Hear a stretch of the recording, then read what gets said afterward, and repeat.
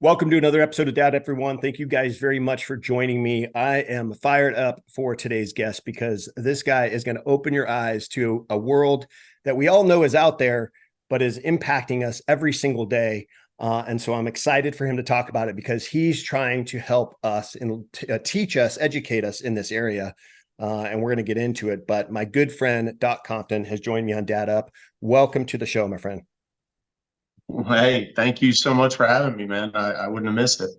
I appreciate you being here. I appreciate everything you're doing. It's funny. I discovered you a couple months ago on obviously the wonderful world of social media. Or I just kind of was scrolling and I just saw the live feed and I thought, what is this guy doing? Right. I didn't know anything about you. I'm like, what is this guy doing? There's a lot of people watching him. There's a lot of people commenting, and he just looks like he's sitting in his office like he is now, just staring at a computer screen. And the funny thing is he does this every single day for about 5 hours. And what he does is he's scamming the scammers. Let's just put it that way. He calls it scam baiting. They call it scam baiting. But I was fascinated because it was like a behind the scenes look of what we as people hear every single day or get every single day is these emails, these phone calls, these letters, whatever they are, from scammers trying to get our money, trying to get access to our things. And we've all heard the whole adage about, protecting your identity, all that kind of stuff. But we get inundated with emails from Geek Squad and all, Amazon and all these different places that aren't real. Yeah. And what I obviously know, but what a lot of people are unaware of is they fall for this stuff because they think it's legit. And so what Doc does, and I'm going to let him talk about it, but what he does is he plays into that whole the email. He buys into it like he's naive, uneducated when it comes to this kind of stuff, and he tries to turn the tables on the scammers. And I'm going to let you talk about it because I think it's just fascinating. But I was drawn in, I was hooked, and I appreciate what you're doing because it's very beneficial for everybody. But for my listeners who may not know who you are, let's dive into what you do, how you do it, why you do it, and then obviously this is a dad podcast, so I want to know about your family as well. Absolutely. Well, as said, my name is Doc Compton. I'm a consumer advocate from Texas. I bust robocallers. That's kind of what I'm most known for. I created a kit that taught people all over the country how they can take those annoying robocalls from people trying to sell them stuff like auto warranties and student loan forgiveness, tax relief, and so on and so on and so on. And how you can use an existing federal law that's been on the books for over 30 years and make those telemarketers actually pay you money for those calls, because more often than not, those calls are made without your consent, which is a requirement for them to telemarket to you like that. Or if your number's on the National Do Not Call Registry and they call you anyway without having checked it the way they're supposed to, those calls can be worth anywhere from $500 to $3,000 a piece, and that's just under the federal. There's also, in some cases, state statutes that are even higher than that. So that's kind of how I got, I guess, bigger on social media. I was talking about that stuff. From there, I was getting these robocalls. There's some of them that are just scammers. A lot of times when you get the ones that say, oh, this is Amazon, we've seen a suspicious charge on your account. Somebody bought a MacBook Pro and some, AirPods or whatever. A lot of those are just scams. And what they do is try to trick you into giving them banking information, credit card information, personal information, stuff like login credentials and so on for various websites.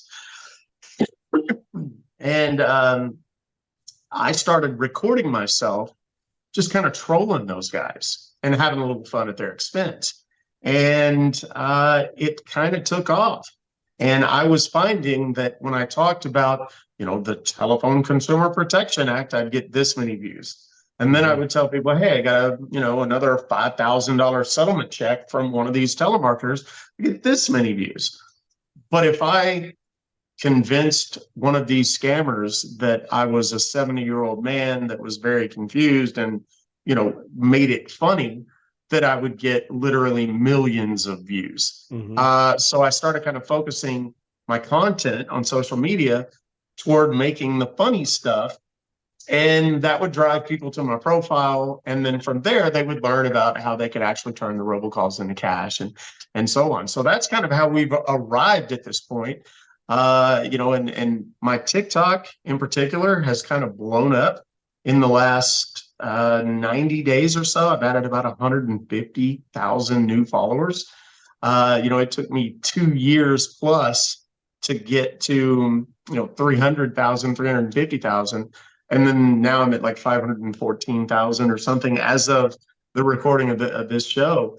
And it just continues to grow because it's something that resonates with so many people. I think I always joke that I don't care who you pray to. I don't care who you voted for. I don't care if you like pineapple on pizza.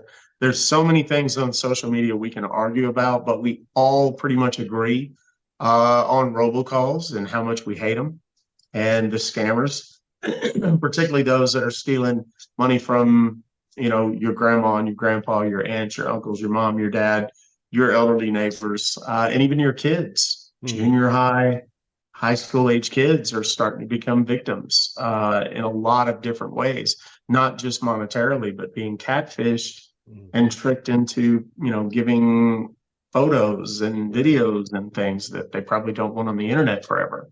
Right. And then being, having those pictures and videos held ransom. So.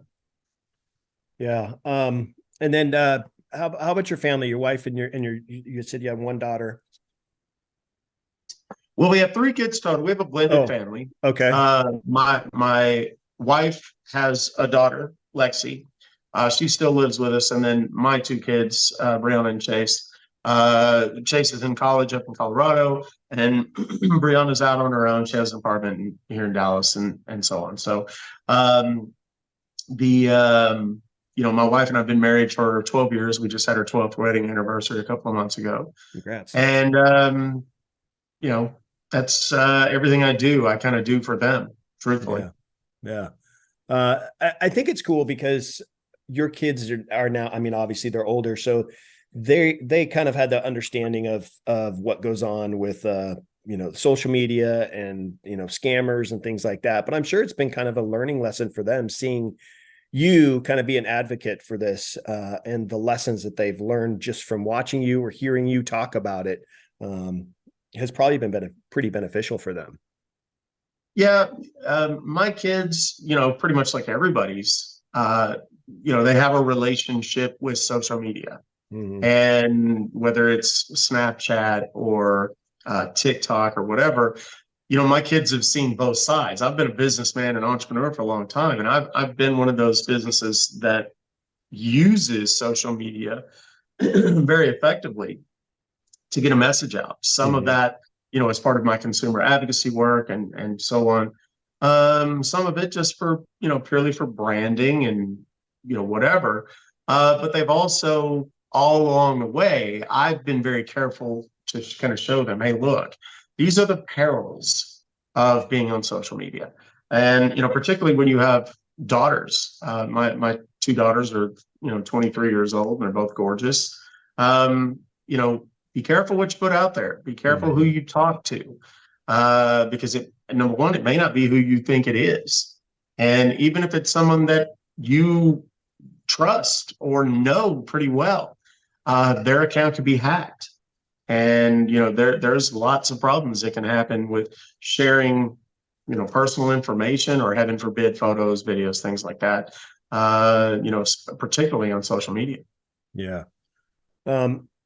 When it comes to the work that you do, I know there's a whole, industry around scam baiting, guys like you. You have a whole kind of crew that you kind of circle with. When it comes to doing this kind of work, yes, it's beneficial for, helping shut these guys down. but do you find a sense of risk behind it in that, you're putting, obviously your face is out there, and you're constantly, I mean, you're doing this every single day. Has there been any backlash or risk that you've had to watch out for from these guys?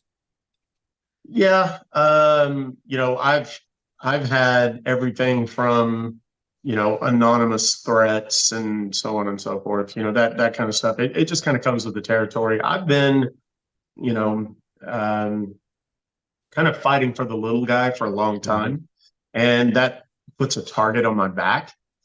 So I'm not new to that. Um, but with some of these scammers, and the robocallers in particular, even the legitimate telemarketing organizations, you know, these guys are knowingly, willfully, as a pattern in practice in their business model, breaking the law. So you have to kind of exercise a certain element of caution, because you don't know just how crazy a particular person might be. And when you start talking about shutting down operations that make millions of dollars, excuse me, people tend to get a little, they tend to get a little weird, a little desperate. And so yeah, I've had the death threats, and I've had the anonymous calls. I've had people um, make comments, kind of threatening comments in my live streams, and so on and so forth. The vast majority of it, I think, is just some person in their mom's basement, Right. trying to be cool. There are some that are a little more credible, but we take all the necessary precautions. And most of what I do on the scam baiting side of things, we take a lot of precautions in terms of hiding um, who and what I am, what I am and what I do, and so on. But it is hard. I'm one of the few scam baiters out there that really is as public as I am. And it's not just about followings on social media. I've been known for my consumer advocacy work for a much longer period than I've been on TikTok, for example. Mm-hmm. So, theoretically, I'm not a hard person to find if they Right. really wanted to come and find me. So I do have to be a little bit careful, but it's that's the burden that I have to bear doing what I do. Yeah. But, I mean, you're right, because I have to be honest. Before I just casually came across your work on social media, I didn't even know this existed. I just thought it was just, when you were doing it, until I watched you more and more and learned more about what you were doing. I thought it was just you just playing a game, just playing a game with people. But no, this is your actual work. This is what you do. And there's a whole group of other people that do the same thing. Yeah. Do you think you're running into just a road that goes on forever and ever and ever? Because we know that, eventually you would hope that this would all stop and you guys would get to the end of it. But these guys, there's millions of these guys out there. Yeah. It is, I kind of lovingly, as much as I can use that word, call it the world's biggest game of whack-a-mole. Because what we do, I'm part of very much a part of a global community of people who do what I do. Right. I'm not the biggest, I'm not the best, I'm not whatever. I'm just one of many. um, Apologies for the cough, allergies. The what we try to do is we try to make it as difficult for these people as we possibly can to do their jobs, meaning the scammers. Uh, we will try to shut down their websites. We'll try to shut down their phone lines. We'll try to shut down their access to third-party remote access software platforms, so that they can't hack into people's computers. Part of that comes from people like myself doing the scam baiting, but it also comes from the companies, these third-party remote access software platforms, kind of working with them and saying, hey, look, this is what I do. I'm established. I'm credible. If I tell you that this person or this company, if you can call it that, is scamming, you can trust that they are indeed scamming, and anything you can do to help us shut them down is great.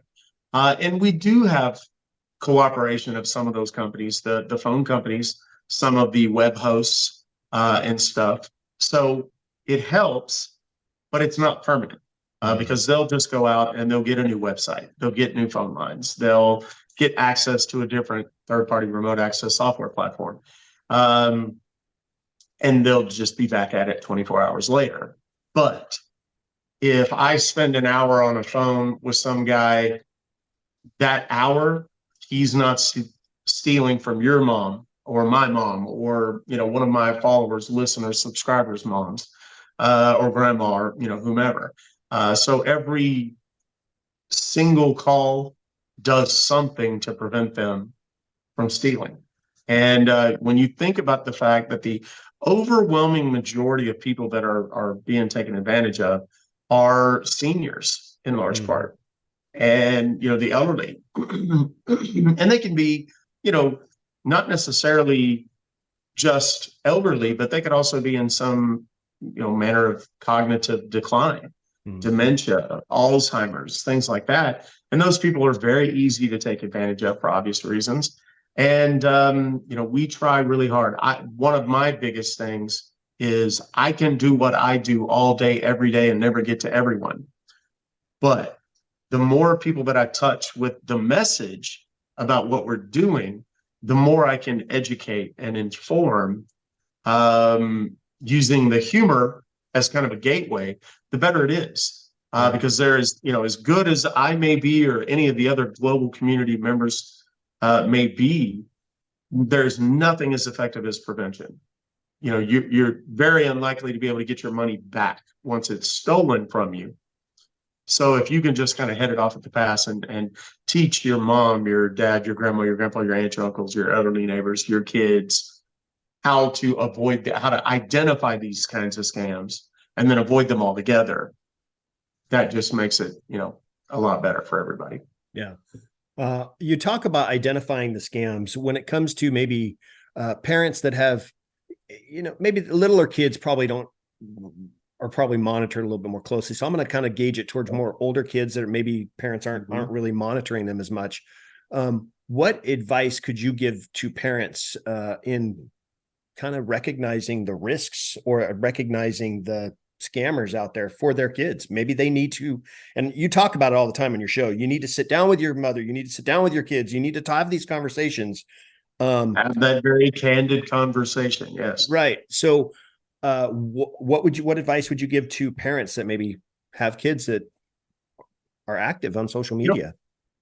The biggest thing is social media, again, as I mentioned before, social media is kind of a double-edged sword. I equate the internet to the printing press, because when the printing press, came in, it was like, okay, now we can mass produce information and educate the heretofore unwashed, uneducated masses and bring them up to speed. And there was great power in the distribution of that, because you could effectively control the narrative. We hear that a lot about media and that kind of things these days. The same is true with the internet and with social media in particular, because the internet kind of gives everybody a voice. Social media really kind of laser focused on giving everybody a voice, whether they needed it or not. And there's anything good, it's only going to be a short matter of time before somebody somewhere figures out a way to turn it into adult content of some kind or the other, or a means by which it can be distributed, or something criminal. And social media is just a hotbed. And with the advances in technology, with AI, and we're hearing now talking about people's voices being replicated and things like that, which is extraordinarily frightening for someone like myself, who, there are literally thousands and thousands and thousands of hours of my face and voice on the internet, on the news, on my own social media, and so on. it's been shared millions of times and so on. So I think the most important thing is sit down with your kids and say, don't put anything on the internet that you wouldn't want everyone you know to see. Don't have a conversation over the internet, regardless of, Snapchat, Instagram, Facebook, TikTok. Don't have a conversation with someone, that you wouldn't want other people to be able to see, because it could be that the person you think you're talking to is a fraud. That's huge. And then, of course, the obvious, every dad's nightmare, you know, pictures, video, things like that. And let's be honest, 13 to 20 something year old guys are going to be 13 to 20 something year old guys. And the girls, are going to be tempted to maybe send that picture or that sexy message or, whatever. And they just got to be super careful. And you have to have an open, honest conversation, particularly with kids, because, their entire future could potentially rest on it. We've all heard stories about there was a kid, captain of the football team. He thinks he's talking to some girl from school, and she convinces him to send some kind of explicit picture or whatever. The kid does it. And then immediately they're like, we're going to send this to everyone on your friends list, everyone in your family, blah, blah, blah. This goes on for it happened at like 10 o'clock at night. They continued until about 3 a.m. and they demanded money from him.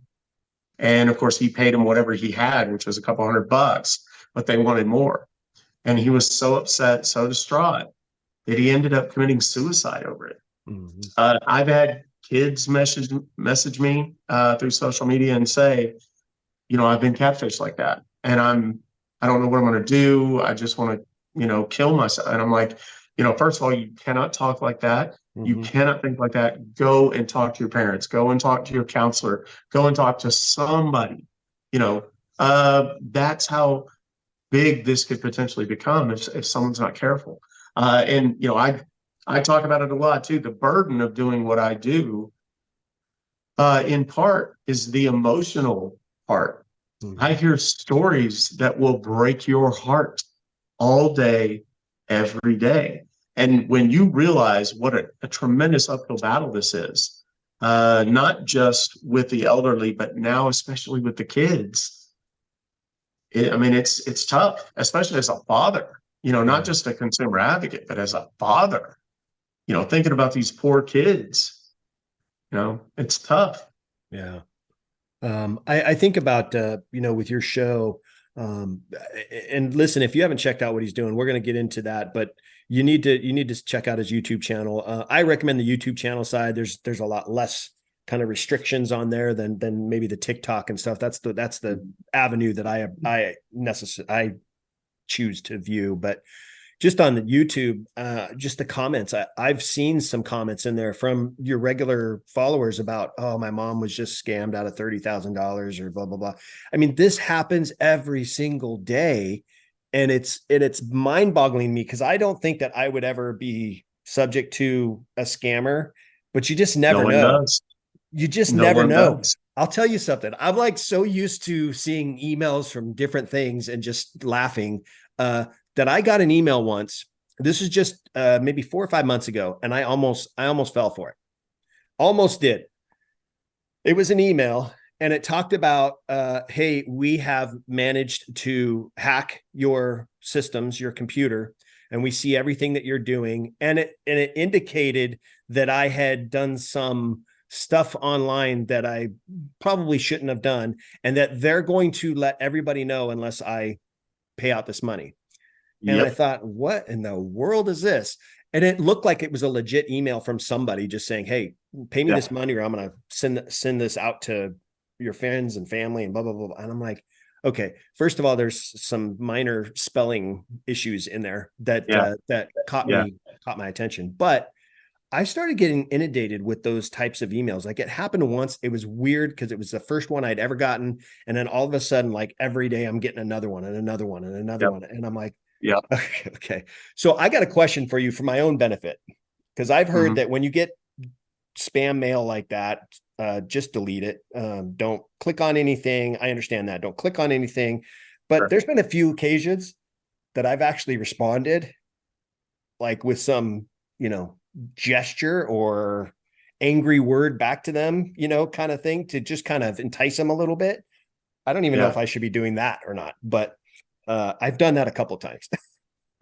Yeah. Here's the thing. I always tell people, I talked earlier about the whack-a-mole thing. If you're just average Joe, average citizen, you're not going to have an impact by telling them, to piss off. You're not. What you will do though is let them know that I know you're a scammer. Mm-hmm. Just say, hey, look, your efforts are going to be better spent somewhere else because I know you're a scammer. I'm very familiar with this scam. I know, if you're going to say anything, say something like that. I don't recommend antagonizing people because, you never know. You get this crazy scammer who's clearly a criminal to begin with. And, you say something and it just hits them the wrong way on the wrong day at the wrong time. And they're desperate enough to really look into you. And then they find your email or your Facebook using your email. And then they find a way to hack your Facebook. And this happens every day, millions and millions of times a day, where they have now taken over your Facebook account. Mm-hmm. They go on Facebook pretending to be you, communicating with all of your contacts, telling them, hey, I'm in trouble. I need money. Can you send me money? Or, hey, can you buy me this? And, I'll just pay you back when I see you on Monday, or, whatever kind of crazy stuff. And then again, you get back into the spicier stuff. Your Mm-hmm. boyfriend, your girlfriend, your husband, your wife, your partner, significant other, whatever, that you maybe sent that one kind of sexy picture to or something. Well, Mm-hmm. they now have that. They're going to post it on your Facebook. They're Mm-hmm. going to post it in your Instagram story.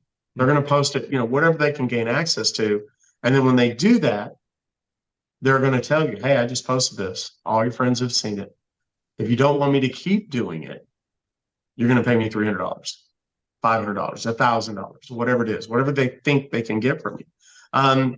So that's why I say it's better to be less notable, less remembered than anything. So deleting it is probably your best bet, just ignoring it altogether. They're looking for a path of least resistance. They're looking for someone who has no idea. Mm-hmm. Obviously, I am literally baiting scammers. Mm-hmm. So I will have a totally different approach. I get that Instagram account or TikTok account that sends me a message and it's some, gorgeous lady that looks like a model. And she's like, hey, I just came across your profile. And, I'm like, hey, what's up, girl? Blah, blah, blah. Knowing full well that it's some 14-year-old kid in Nigeria who is basically just trying to, help me park myself from my wallet, or get my account and so on. Which amazes me because I'm not secretive about what I do. Most of my content on pretty much any platform anymore is me busting scammers live in real time, and doing bad things to them. So, they clearly have not done their research. Usually what happens is I'll get that one kind of vague, hey, sexy kind of message. And I'm like, you should go look at my profile before you send anything else. And then next time I log in, that account is disappeared. They don't, they've realized who I am and what I do. So Yeah. Yeah. It's funny. I get those kind of messages too. And it's like, if you're going to send me a DM and you're just going to say, hey, number one, I'm not going to respond to you. You're just trying to see if yeah, there's somebody active there. But I get those too. And I just think it's funny. I just delete them. I just delete them and block them is what I do. But I think it's crazy that there are even kids, because our kids can be naive and they like attention, and social media is an easy way to go about it. but they'll get messages from people that they have no idea who they are, and they fall for it. They start talking to this person. And it's stuff that I've tried to educate. I have two boys, and they're 24 and 22. 24 and 20. My youngest just turned 22 last week. 24 and 22. And I've had these conversations with them like, hey, guys, listen, whatever is on the internet or on social media, you need to understand that that's always going to be there. Even if you attempt to delete it, even if it's only there for 24 hours because that's what the platform says it is, it's always going to be there. And there's going to be somebody that can get access to it if they need it. So whatever you put on social media, you need to make sure that you're prepared for that to be there forever, for the rest of your life. Because, and if you're okay with that, and you're good with maybe a future employer seeing it or coming across it somehow, then fine. But I'm telling you, just because it's only there for 24 hours it's not true. Or a future partner, wife, the husband, whatever. All of that is a very real thing. And, you talk about the employer thing, people understand social media now, and, a potential employer is probably going to be a little bit more flexible, today than they would have been 10 or 15 years ago with something on the internet. You say, look, I was a dumb kid. I was in college. Okay, we're going to overlook some things. But by the same token, at this stage in the game, you know better. Mm-hmm. You were on social media in 2023. Mm-hmm. You knew not to do it in 2023. Mm-hmm. Or you should have known not to do it in 2023. And it could cost you the job of your dreams, or the man or woman of your dreams.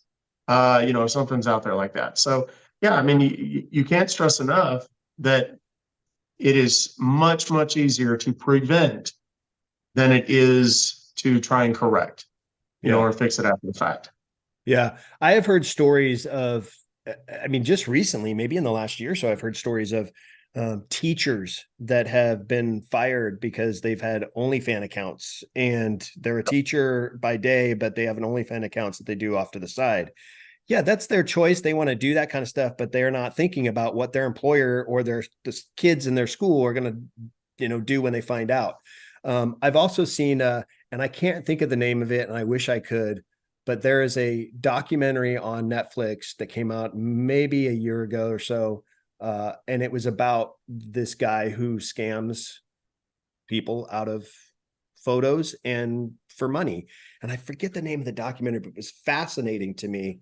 Was it the guy that was like swindling all the women? He got pretty big. Yeah. Like he was like known for like, I know what you're talking about, but I can't remember it either. Yeah, it was a fascinating. Several women that he had stolen money from and swindled, and I know exactly what you're talking about. And there's that's a whole nother category of the scams that are online. The romance scams is what we typically call it, and the romance scams those are some of the biggest, because you are kind of tapping into an emotion. Right. And love makes people do crazy things. Right. We all know that. So you hear about these widows who fall for, he's in the military. I mean, there's like a handful of things that are like, it's a dead giveaway. It's a scam for the romance scammers. He's in the military. He's a pilot. His profile picture is him and his kid, or him and his dog, or him and his cat. They're looking for someone who's going to see that and go, right? And that's how it begins. I talked to a woman the other day who told me that her mother is absolutely convinced that she is marrying Cole Hauser, which, in case you don't know, that's the guy from Yellowstone, Rip, right? And I'm like, okay, so what's the problem? I mean, other than being emotionally fooled, she's like, well, she sent him $156,000. Okay, so why would Cole Hauser need $156,000? Well, a normal, rational, logical person would ask that very question almost immediately, right? But they have a way of, tapping into people's emotions, and they're so manipulative and convincing them that, hey, I'm doing this thing, I love you, and when I get back in town, right now I'm stationed in Nigeria, and because of security, I can't talk on the Right. phone. Okay, so you can only. That's the other thing is I do my live streams and I'll get a few thousand followers after every live stream, Right. and then I'll get a couple hundred messages. And the messages, a lot of them are, "Hey, thanks for what you do, and it's great, and it's so funny, it's entertaining, whatever." But there's also ones where people say, can you help me figure out if this guy that I'm talking to is a scammer? Mm. And I'm like, okay, first question, always, how are you communicating with them? Oh, via Telegram. Yeah. But done. Scammer. I don't need to see a picture. I don't need nothing. Well, he can't talk on the phone because he's stationed overseas. And stop. If you cannot physically, I mean, we can FaceTime. You and I are talking. I don't even know. I don't even recall where you're from. And you and I are talking on the phone, right? Effectively through this Zoom. If you can't talk to them over the phone, if you can't FaceTime with them in this day and age, it's a scam.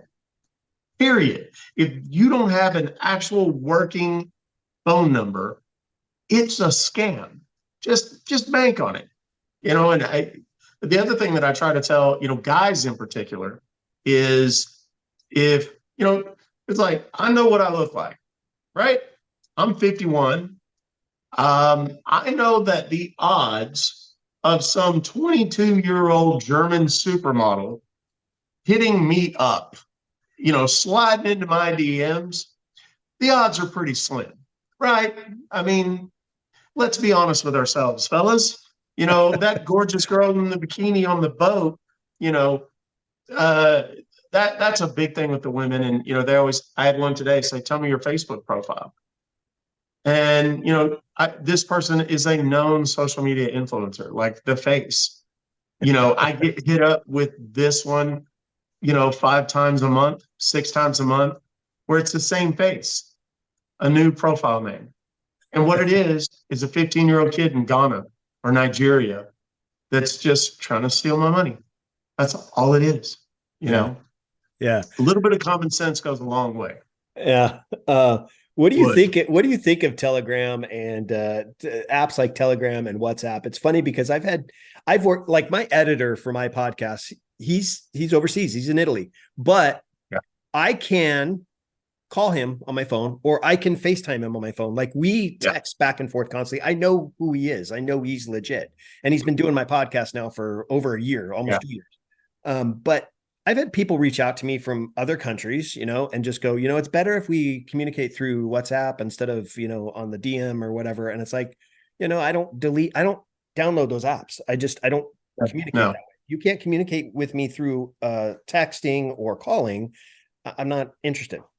It's kind of like the third-party remote access software.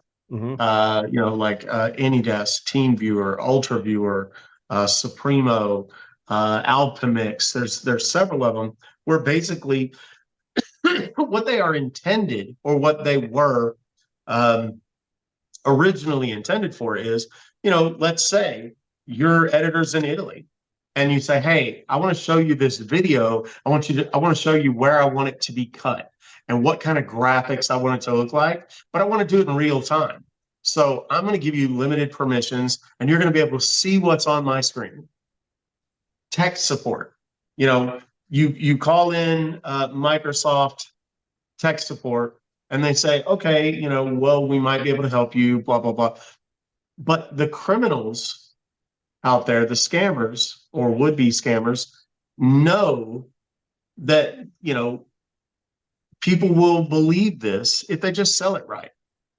And, it gets, with outsourcing being what it is, it gets easier and easier and easier for the scammers to perpetuate these kinds of frauds.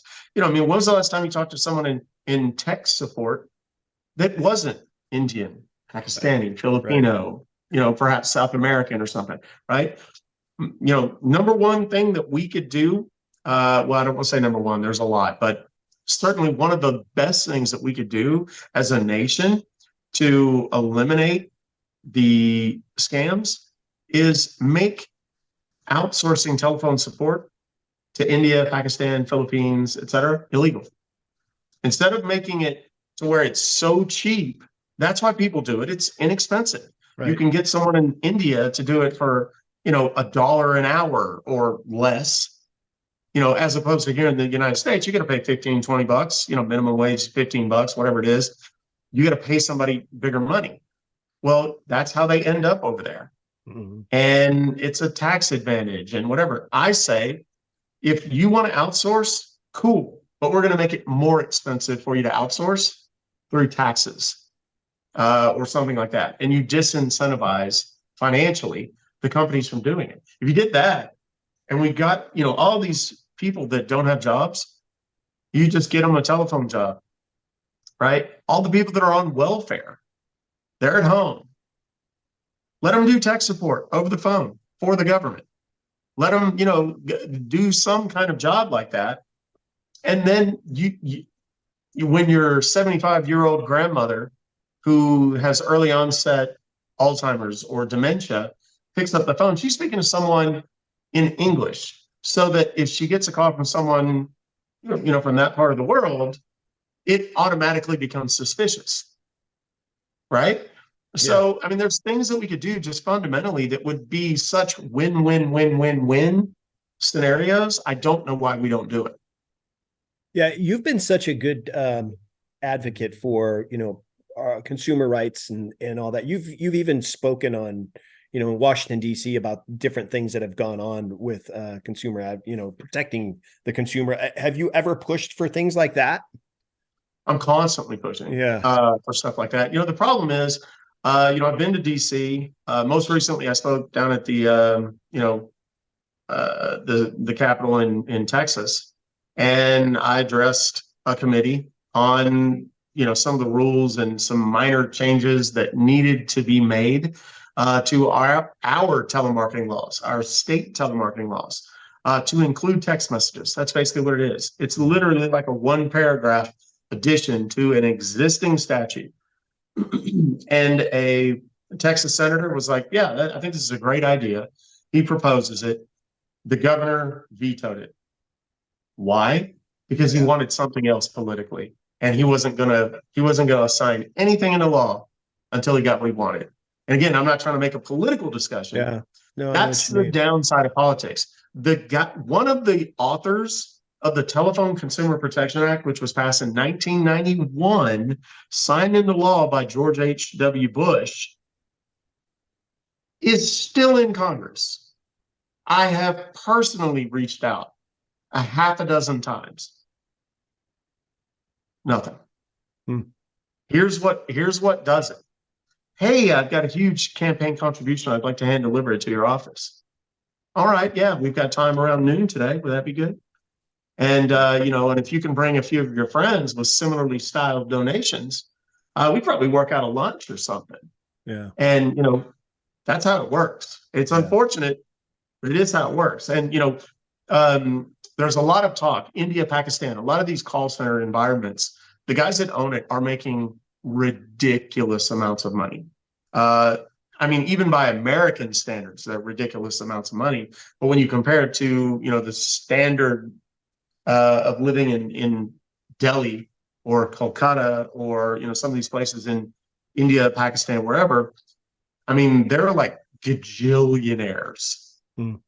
And that it is nothing for them to pay off the local law enforcement or the government to just get people, it's like, oh, we got busted. Woo, they took pictures and made a big thing of it. And here's $1 million. Everybody just gets out tomorrow and we're done. And we talk about that like, oh, it's so corrupt. Our system is a little more formal, but it's not that different. You've got lobbyists who, for example, I'll give you an example down in Florida. Florida passed one of the most progressive. It was brilliant in its original iteration version of a They called it the mini TCPA. TCPA stands for Telephone Consumer Protection Act. That's the federal statute. They passed the mini TCPA, and it was exceptional. Bigger penalties, much more restrictive, in terms of what could and couldn't be done by the telemarketers, and holding them accountable was great. Well, they passed it into law, and it was actually very quick, the turn. Well, shortly after that, the lobbyists from all over, but specifically, there's a lot of telemarketing firms in South Florida, like a lot, like jillions of them. They all went and they were like, hey, this is really kind of putting a ding in our business.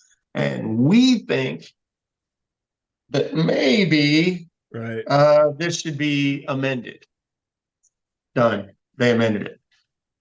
And, that's how it works. And it's unfortunate. The federal government can fine a robocaller over $50,000 per call. When you total all of the different violations up, if they break every rule, it would be over $50,000. As consumers, we get $3,000. And there's not many judges anymore who would give you the full $3,000. Explain that to me. Now, there's also the problem with the government doesn't really ever collect that money. I just got a $16,000 judgment against a robocaller. Guess what? I'm going to get my money. I'm going to get paid. And that's what the laws were designed to do, was empower consumers and give them the opportunity to do that, which is why I work so hard to make sure people know their rights and know what they can do, because you can threaten until the cows come home, yell, scream, whatever you want. Until you make it financially implausible for these guys to continue running their business this way, they're going to do exactly that. And I think that's, number one, make it more restrictive, increase the fines, allow me to collect my attorney's fees, and the robocall problem will all but disappear in a year. That's it. The phone companies could make the robocall problem stop like that. They won't, because they're making billions of dollars off that robocall traffic. People don't realize that your carrier, whoever they are, is making money every time your phone gets a robocall. It's tiny, tiny fractional amounts, but when you would consider that there was 51 billion robocalls last year in the United States. And here's a fun fact that nobody even would possibly dream of. Where do you think the US ranks globally in terms of the number of robocalls it receives? Take a guess. I'm going to say in the top 5. We're 20th. Oh. 20th. Wow. There are 19 countries that get more than we do. Holy cow. India is one of them. Brazil is another huge one. Huh. Talk about weird ironies, right? Yeah. So, this is one of those things where ultimately it comes down to us. We're going to be the ones that have to do it. We're going to do the dirty work. We're going to be the ones. And all I'm asking for from the feds, from the state, give us just a little bit more power. Give us just a little bit more financial, statutory penalties, and watch how quickly we can make this problem go away. Wow. I'm on a soapbox now. I'm sorry. Right. No, you're doing the work you need to do. I want to ask you this, and then I want to get into a little bit about how people can actually make money. And obviously we'll talk about your kid. And so I don't want you to give any secrets away on the podcast, but I want to go into it a little bit. For parents that have elderly parents or have kids that are our kids' age, how do you know what to look out for? How do you know what to tell them to look out for? Because I know for my parents, if they got an email that was from Amazon or from Geek Squad, they would think it was weird, but they may be like, huh, Why would my account be charged $449? I don't. And then they would fall for it and call the number on the email. To, my dad he'd call the number and go, "What the hell are you guys doing?" And Yeah. then Yeah. and then the next thing you know, he's scammed. How do they know to look out for, okay, what's real, what's not? Because Doc, they use their logos. Yeah. So it looks legit. Yeah. Yeah, it really does. There's a number of things I tell people. First of all, most legitimate companies, if they're going to send you an email, and you actually have a relationship with this company, they are not going to say, "Dear customer." They're going to say, "Dear John Smith," whatever your name is. That's number one. You touched on another one. The excuse me, the spelling and grammatical stuff. Mm-hmm. That's a big one. If there's not, the commas are out of place, or if they feel like they have to say $449, 449 USD, US dollars. Well, if I say, "Hey, give me $20, I don't say, "Hey, Bryan, give me $20 USD." Right. US money. Right. It's like, why would they need to do that? There's little subtle things like that. And of course, it's easy for me to. Or the dollar sign behind the numbers, like Like $449 dollar sign. Exactly. Those are dead giveaways. Another thing is I tell people to look at the sender. The sender email, a lot of times, will be something like, John Smith at AOL.com. Well, bad news for John Smith at AOL.com. Whoever actually owned that at one point, their email's been hacked, and they use these US emails to send stuff. The reason they do that is because it's less likely to get flagged as spam. Right. That's one reason. The other thing I tell people to look for is, if it says billing.paypal.us.7719 at gmail.com. Okay, that's a Gmail account. That's somebody's personal account. Right. It's not a legit business. Now, that having been said, even then, companies can sometimes manipulate what shows up as the reply to email, and they'll make it look like it's actually the company that they're pretending to be. Stuff like that. The phone number. If you get a phone number in an email and you can't immediately Google that phone number and find it tied to the business, don't call it. Just don't call it. And here's one that's been coming up a lot. I get tagged in these videos on social media every day. The ones where people say, I got a suspicious email from PayPal. So I Googled, how do I call PayPal by phone? And I mean, I could probably, I don't want to put myself on the spot, but I'm going to try it real quick. How do I contact PayPal over the phone? The very first thing, that was fortunate. I don't know what we're going to be able to see that. The very first thing that comes up, let me see if I can get the camera to focus on it for just a second. There we go. Right up here, you can see that's a sponsored ad. That's a scammer who has put up a pay-per-click ad on Google. And when you click on it, it takes you to your phone call so that you can just call that number. And I mean, we can literally call that number right now and it's fake. And I can, I could go through that. That's what I do. You want to see that live, come watch my live show. That's something that people are getting busted on. Make sure that if you Google the number, it's not a sponsored ad that's coming up. Or if you Google something about the email, make sure it's not a sponsored ad, because they are going to those links to steal money. I talked to, you may or may not have seen it, but I talked to one the other day who, after I had busted him and kind of exposed him, he got real candid with me. And we ended up talking for like an hour and a half. And it was all live in front of thousands of people.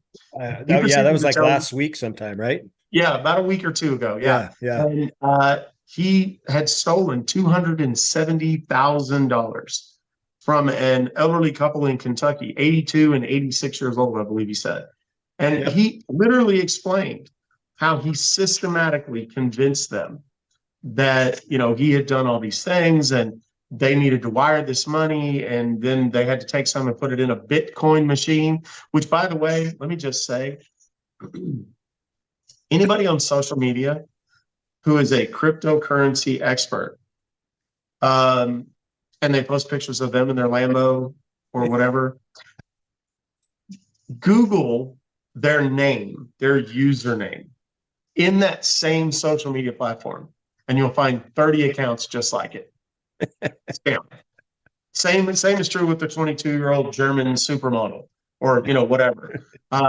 Google their username and you'll see there's so many examples of that. I could literally show you a dozen, Bitcoin, crypto expert, whatever. Yeah. And the worst part about that is people get scammed like that. And then they post on social media, I got scammed. Well, Here's what guess happens next. you got all the scammers going, oh, easy target.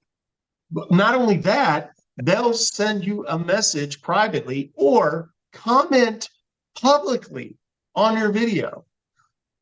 My Instagram account was hacked, but thanks to Profile Recovery Hacker on Instagram, I got it back. Or on TikTok or whatever. And then you go to the profile and it looks like it's always the same theme. It's some kid in a hoodie and you can't see his face, or he's got the anonymous mask, 100% money back guarantee, whatever. You get them, they'll message you, try to talk to them on the phone. They always say the same thing. Oh, I can't talk to them on the phone right now. I've got a bad connection, blah, blah, blah.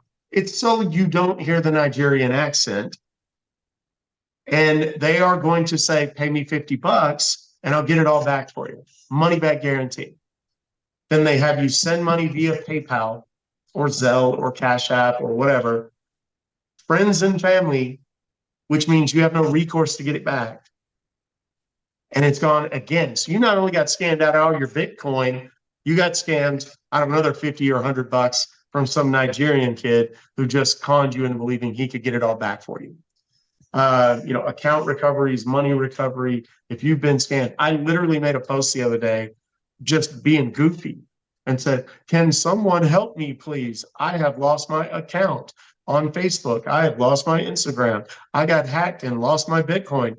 And I just listed all the stuff that these guys drool over.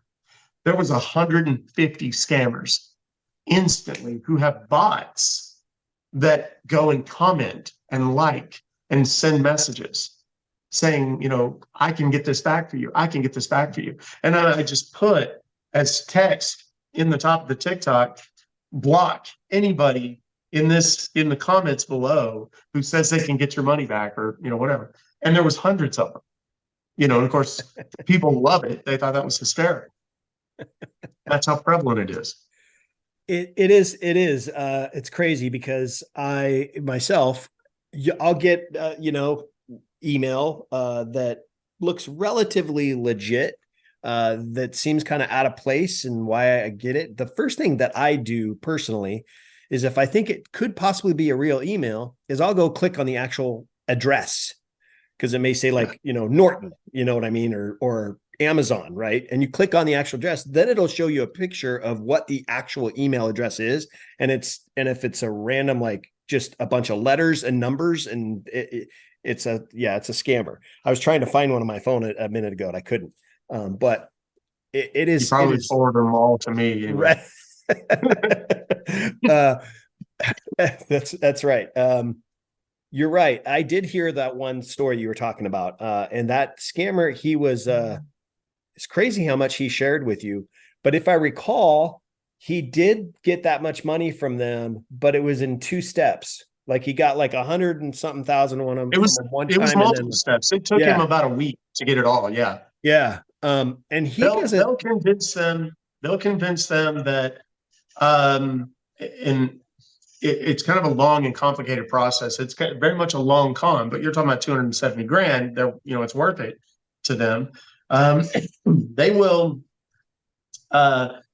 say, okay, log into they'll have hacked into your computer, okay, or convinced you to give them access effectively. Um, they'll go in and say, log into your computer. Well, they log in, they get access. They say, now take us to your bank. Go to your bank. We have to check your balance to see if this transaction's gone through, whatever the reason is. Excuse me. I'm so sorry. And when they do that, they can go in kind of behind the scenes and manipulate what the victim sees on the screen in terms of their own balances. So if they think, like you call and say, oh yeah, I want a refund for, $200, and they go, okay, yeah, we'll give that to you, no problem. Well, then they say, okay, we've done it. They manipulate it to make it look like they've accidentally given you 20,000 instead of 200. Like the decimal point is just off, right? Mm-hmm. Then they'll say, oh my God, that's what this guy did. Oh my gosh, I've messed up so bad and I'm going to lose my job and I'm the only breadwinner in my family. And what am I going to do? And, you're going to have to give me that money back. And you could be in trouble. I'm so sorry. I don't want to get you in trouble with the law. And in reality, all they've done is kind of changed how what these people are seeing on their screen looks like. Mm-hmm. That's all it is. There's been no transaction whatsoever. Mm-hmm. So these people now believing that they're going to be in trouble and that they cost this poor man his job, who's only trying to help them, give them money, and so on and so forth. They'll tell them, oh, you can send it through Bitcoin. There's a place where you can go and just put $10,000 in cash into a Bitcoin machine. That money's gone. Like you're never going to see it again, ever. My own dad, and this is a true story. When, as my dad was, getting older, this is a check that my dad wrote to a guy named Ali Azkar for $19,800. Wow. He wrote that check because it was Microsoft, and here's a check for 300. I don't know how well you guys can read that, but it's $349 to right. Microsoft. When was the last time you wrote a check to Microsoft? I have never. Like you could just, yeah. And his, records were kind of just riddled with stuff like this. When my robocalls kit first came out, and I was on the news literally every other day for 3 years. It was like I went viral and stayed viral for a long time. And I would call my dad, and he's in eastern rural Kentucky in the middle of nowhere in a holler, like literally didn't even have Wi-Fi. He just had dial-up and it was garbage. I would call him and I would say, hey man, I was on the news again. Let me send you, because I knew he had email. I was like, let me send you a clip, of the news story you can watch, and he was like, oh, I can't, my computer's messed up. And I was like, what do you mean your computer's messed up? He's like, I don't know. I tried to fix it. And, the Microsoft people, da, da, da, da. Well, never crossed my mind that I'm the fucking robocall guy, dude. They had access. Like, I'm the guy. I teach this shit. And my own dad got locked out of his computer. They tricked him into thinking they had given him $20,000. He gave them $19,800. If you'll notice, and I use the $20,000 example for exactly that reason. It's 20,000 minus the 200 that they accidentally charged him for. Yeah. They the 19.8 they overpaid. Yeah. So, and when you think about it, my dad had his wits about him. He wasn't no dementia, no Alzheimer's, nothing like that. He's just an old guy. He's not tech savvy, for Pete's sake. He didn't know how the computer works that well. And the people that are ego driven enough to think, oh, it'll never happen to me, you are a prime target. Because once they flip that switch in your mind, oh, this is legit,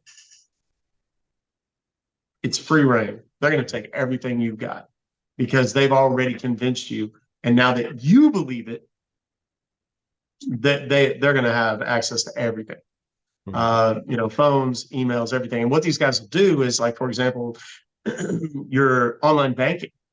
If you save your user ID and password in your online banking, they are going to have access to your computer. They will put in what we call a RAT, remote access tool. That means that even when you're not on the computer, we can get on it from India, Pakistan, wherever. And we're going to log into your bank. We're going to change your user ID. We're going to change your password. Well, of course, to do that, what do you have to have?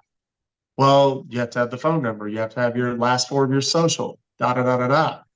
They've collected that either through the call or through any number of documents in your email, on your bank account, blah, blah, blah. Then they locked you out of your own bank account. I still don't have the heart. I could go back and look at my dad's records, phone records, not phone records, but banking stuff. And I'd probably see a lot more. And I think in terms of, it sucks that they duped him, but, I'm fortunate in that I didn't rely on my dad's inheritance to pay for the funeral or, any of that kind of stuff. I'm not starving. There are people who have $3,000 to their name. Yeah. And they buy their heart meds with it. They buy their insulin with it. And these guys wipe them out. Yeah. And they just have no compunction about doing so. They have no remorse about having done so. If someone asks me, why do I do what I do? That's it right there. Yeah. I think about my old dad sitting there all alone in that trailer in Kentucky, all alone, not having any clue. And thank goodness he wasn't starving. And thank goodness they didn't get more out of him, Yeah. It is hard to hear stories like that. And I think for parents, I mean, this episode, I wanted to have Doc on really to talk about the stuff that he's doing to try to help consumers. But this is about our kids too. This is about educating them because they're naive, and kids love attention, and they love people giving them attention, whether it's through social media, Snapchat, all those kinds of things. This is about educating our kids, but also educating our own parents. Doc, I know that I've got to let you go. I've got a hard stop here in a few minutes, but I want to give you an opportunity. I know you have a kit, and this, when he says that he made $16,000 from a judgment, from doing the stuff that he does, and he can teach you how to do it, he's being serious. He can teach you how to do it. When you get these robocalls, you can learn the steps and the process and the tools you need in order to get money out of them, because they're breaking the law. And his kits do just that. Can you, I know you don't want to give everything away. I get all that. No, absolutely. Can you talk a little bit about the kit, and then where's the best place for them to get that? The kit, basically, it's an 80-page downloadable PDF. It's not a bunch of fluff. It's legit material. And it teaches you how to talk to the callers when they call, which, by the way, you answer the call. I know what the Federal Trade Commission says. How effective has the Federal Trade Commission been at getting rid of the robocalls? Right? We're still getting billions per month in the United States. So listen to the guy who doesn't get robocalls as often. Okay. You talk to them. You're going to have to get a little bit of information out of them. It takes patience, practice, and persistence. But once you learn how to talk to them, you'll be able to get information out of them that will allow you to identify them, figure out who they are, where they are. And then when you do that, the kit provides 6 pre-litigation demand letter templates. These are basically, I worked in a law firm. The last 3 years that I worked for anyone else, I worked at a law firm. And I ran the consumer credit section of a law firm. We were going after debt collectors who were illegally harassing the firm's clients to collect debts. That's how I learned about the Telephone Consumer Protection Act. Hmm. Well, I left the law firm in 2016, 2018. I was getting 20 calls a day like everybody else. And they were auto warranties and they were insurance and they were all these things, just like everybody else gets. The same stuff we're getting now, believe it or not. And I just tried it on my own without the attorney letterhead to see if they would negotiate with me. And they would.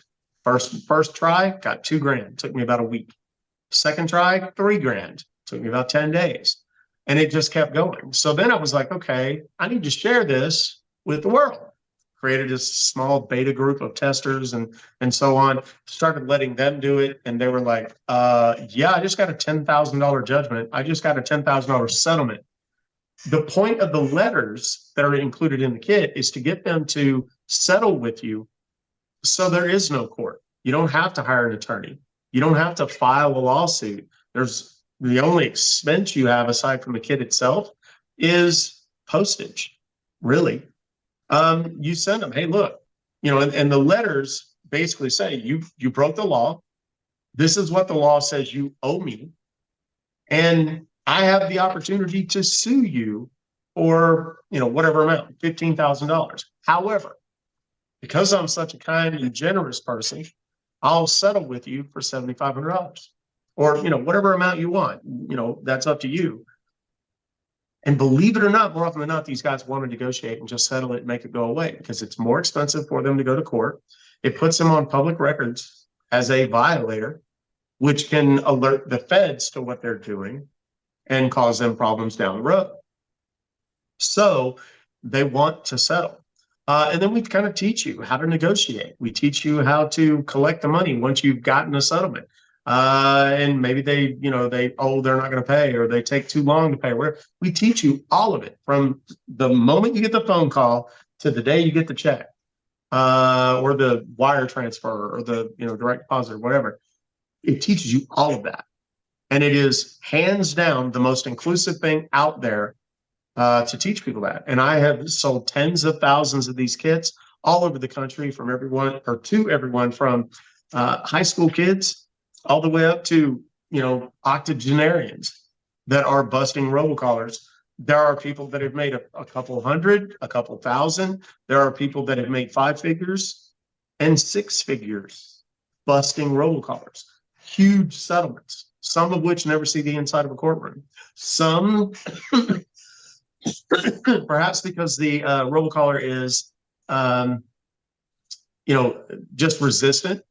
They don't want to pay, and they're like, yes, screw you, I'm not going to do that. Take me to court, and they try to call your bluff.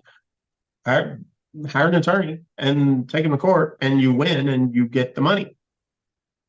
But it teaches you how to identify which ones are scams and which ones are actionable calls. I encourage everybody to go check out the website. The website for the kit itself is robocalls.cash. Go look at it. You owe it to yourself to at least go look. If you think I'm kidding, Google my name, Doc Compton, robocalls, and just see what comes up. There are literally hundreds of news stories. The story that broke, the reporter that broke the original story, his name is Steve Noviello. He actually won an Emmy for the story. So, it's tried and true. I've been vetted. It is legit. There are reporters making money. There are politicians making money. There are, people from every walk of life making money, busting these guys. And best of all, it's not about the money. It's about reclaiming their phone and being able to answer their phone without having to worry that it's some schmuck trying to sell them an auto warranty. Yeah. That's awesome, man. You're doing good stuff. And I appreciate the stuff that you're doing and the stuff that you're putting out there. Obviously it's enjoyable because you have a lot of people that view and watch and comment and all that. And you get a lot out of it as well. Cause you're stopping these guys from making other calls if they're spending time, wasting their time with you because you're the old man that can't hear what they're saying. What? Go, what? Cracks me up. It's fun. And like I said, I use the humor. And these guys freaking out and having meltdowns when they realize I don't know how much we want to give away on the show necessarily about the process, but basically I let these guys into my computer. The Right. computer that I have is on its own isolated network. And it's not connected to anything else. There's nothing of value on this computer. They think they're going to get in and get into my bank accounts or my personal data, whatever. And in reality, what I'm doing is very often showing them dirty pictures and Okay. movies, things that they find absolutely revolting. And that's where a lot of the meltdowns that you see me post on social media come from. When they realize they've just spent an hour taking this dumb 80-year-old man, from wherever, walking them through the process and stumbling and taking forever. Oh, did I mess it up? Oh, Lord, I done did it wrong. And I do all the voices and all that kind of stuff. And when they realize they've spent an hour just completely wasting their time, they tend to freak out a little bit. It's awesome. They do. I'm going to encourage you guys. You got to go check out his YouTube, whether it's on YouTube or TikTok. He does some live streams on Instagram, but it's mainly on YouTube and TikTok. But I'm going to encourage you guys to go check it out and just spend 15 minutes just listening, watching. It's more about listening. You don't even necessarily have to watch what he's doing, but it's more about listening and to hear the stuff that he goes through with these people. It's hilarious. It's remarkable. It's entertaining. It is entertaining. Better than a lot of Netflix stuff I've watched, that's for sure. It is entertaining. Doc, I'm glad that you and I got a chance to connect. Thank you very much.